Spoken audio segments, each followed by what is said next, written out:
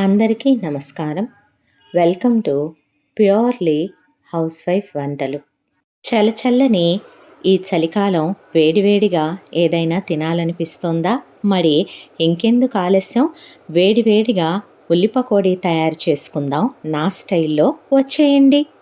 2 medium size ఉల్లిపాయల్ని తీసుకొని నేను వీడియోలో చూపిస్తున్న విధంగా ఇలా మీరు ముక్కలుగా తరుక్కోండి. మాకు ఉల్లిపాయలు కట్ చేయటం కూడా రాదని చూపించారా అనుకునే వాళ్ళు ఈ క్లిప్ని స్కిప్ చేసేయండి. కానీ బిగినర్స్, బ్యాచులర్స్, అప్పుడే న్యూలీ మ్యారీడ్ వాళ్ళకి అవసరమని నేను చాలా క్లియర్గా వీడియో చూపిస్తున్నాను. అలా ఇంట్రెస్టెడ్గా ఉన్నవాళ్ళు పూర్తిగా వీడియో చూడండి. ఇలా ఆనియన్ సన్నగా పొడవుగా తరిగి పెట్టుకోవాలి. పకోడీల్లో చాలామంది కారం వేస్తూ ఉంటారు. కారం కన్నా కూడా పచ్చిమిర్చి వేసుకుంటే పకోడీ చాలా కమ్మగా రుచిగా ఉంటుంది. నేను ఇప్పుడు చేస్తున్న క్వాంటిటీకి 3 పచ్చిమిర్చి తీసుకున్నాను. ఈ 3 పచ్చిమిర్చి బాగా కారం ఎక్కువ ఉన్నవే నేను తీసుకున్నాను. మీరు స్పైస్ లెవెల్స్ని బట్టి అడ్జస్ట్ చేసుకోండి. ఒక బౌల్ తీసుకొని అందులో ముందుగా మనం తరిగి పెట్టుకున్న ఉల్లిపాయ ముక్కల్ని వేసుకోండి. తరువాత పచ్చిమిర్చి యాడ్ చేసుకోండి. ఇప్పుడు ఇందులో 1/2 టీ స్పూను వాము, 1/2 టీ స్పూను జీలకర్ర వేసుకోవాలి. వీటితో పాటు ఒక 1/2 టీ స్పూను సోంపు కూడా యాడ్ చేసుకోండి. అజీర్తి చేయకుండా ఉంటుంది. అలాగే ఒక టీ స్పూను నువ్వులు వేసుకోండి. పంట కింద పడితే కమ్మగా రుచిగా ఉంటాయి. ఒక 1/2 టీ స్పూను పసుపు యాడ్ చేసుకోండి.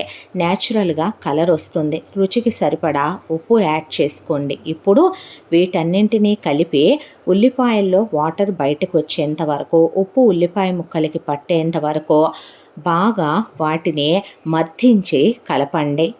మనం ఎంత మర్దించి కలిపితే పకోడీ అంత కమ్మగా, క్రిస్పీగా, మనకి చాలా టేస్ట్గా వస్తుందని మర్చిపోకండి.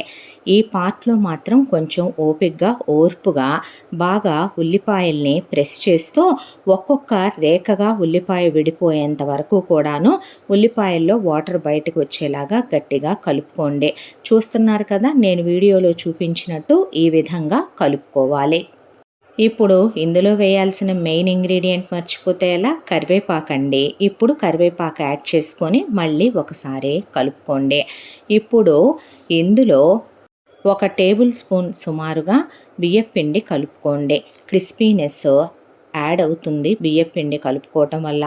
1 కప్పు శనగపిండి తీసుకున్నాను నేను. ఈ శనగపిండి, బియ్యపిండి రెండు కూడా బియ్యము, శనగపిండి విడివిడిగా శుభ్రం చేసి మిల్లు పట్టించుకున్నవి కాబట్టి ఈ పిండి చాలా ప్యూర్గా ఉంటుంది. వీలైనంత వరకు బయట బఠానీ పిండి దొరుకుతుంది. శనగపిండి కొనేటప్పుడు చూసి తీసుకోండి. బఠానీ పిండి ఆరోగ్యానికి అంత మంచిది కాదు. కొంచెంగా వాటర్ యాడ్ చేస్తూ పిండిని బాగా మర్దించి కలుపుకోండి. నీళ్లు ఒక్కసారి పోసేయొద్దు. పిండి పలచనైతే పకోడీ నూనె తాగేస్తుంది. మీరిక్కడ ఒక విషయం గమనించాలి. నేను మా ఇంట్లోకి ఎలా చేస్తానో మీకు అలాగే చూపించాను. వీడియో కదా అని చెప్పి నేనేమి ఇందులో అడిషనల్గా సోడా ఉప్పు కానీ అలాంటివి కానీ యాడ్ చేయలేదు. తప్పదు అనుకున్న వంటల్లోనే వేయాలి తప్ప ప్రతి దానిలో కూడా మనం హోటల్స్లో లాగా సోడా ఉప్పులు అవి యాడ్ చేసుకోకపోవటమే ఆరోగ్యానికి మంచిది. మనం ఇందులో యాడ్ చేసుకున్న సోంపు పంటి కింద పడితే చాలా రుచిగా ఉంటుంది. నువ్వులు ఈ కాలంలో ఆరోగ్యానికి చాలా మంచిది, పైగా రుచిగా కూడా ఉంటాయి. జీలకర్ర, వాము మనకి అజీర్ణం కలగ చేయకుండా ఉంటాయి. మా ఇంట్లో మొదటి నుంచి ఇలాగే వేసుకుంటాం పకోడీ. నేను నా స్టైల్లోనే చూపించాను మీకు.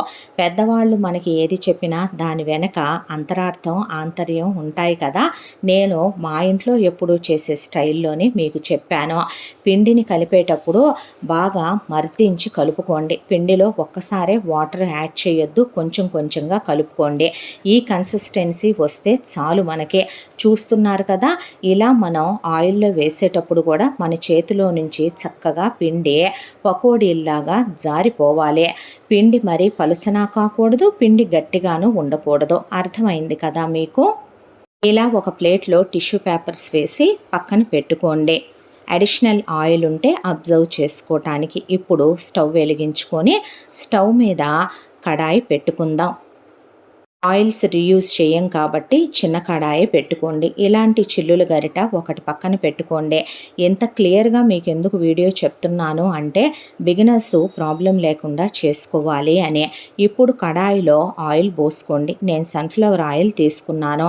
నేను ఒక 150 ఎంఎల్ ఆయిల్ కన్నా ఎక్కువ వేయలేదు. ఈ ఆయిల్ మహా అయితే పకోడీలకు వాడాక ఇంకొక్కసారి వాడుకోండి సరిపోతుంది. ఇప్పుడు నూనె వేడెక్కనివ్వండి.